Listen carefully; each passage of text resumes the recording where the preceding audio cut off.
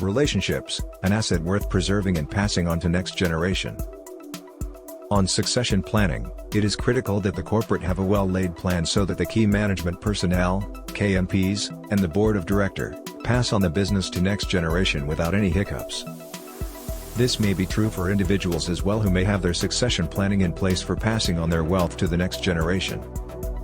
It is true that both the corporate succession planning as well as the personal succession planning is paramount and critical and cannot be ignored in today's world. The new age has created new type of asset classes such as digital assets, art and artifacts, which make the task a bit difficult for the patrons and patriarchs of a family while dealing with the new asset classes. To put it succinctly, today, even how to plan the succession and handing over of digital assets is a serious subject matter of discussion, as the link and access to bank accounts, virtual communication, payment modes, etc. are part of the digital assets. In the absence of a well laid out plan, successors will have a difficult time to discover and distribute these assets. In addition to the normal issues, KMPs, UNIs, ultra-high net worth individuals, HNIs and individuals need to apply mind as to how to pass the relationships to the successors. The question is, how does one ensure that the relationships which one has cultivated all the life smoothly pass on to one's successor? It's difficult but not impossible.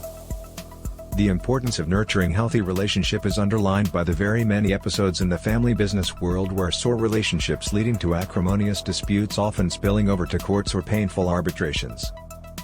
However, good personal ties and family relationships which lasts forever could solve this problem once and for all, and there are events and stories around such episodes which each one of us can relate to.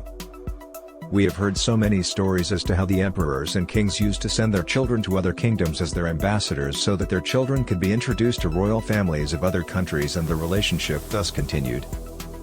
Similarly, many of the KMPs, UNIs, and HNIs and other make sure that their successors, children meet all such important persons whom they know or wish their children should know. This idea is not something which is new, but certainly this thought is lost somewhere when human civilization is riding on today's digital wave. One should understand that the relationships cultivated over decades have their unique advantages and are part of important assets which need to be passed on to the next generation with care and pride.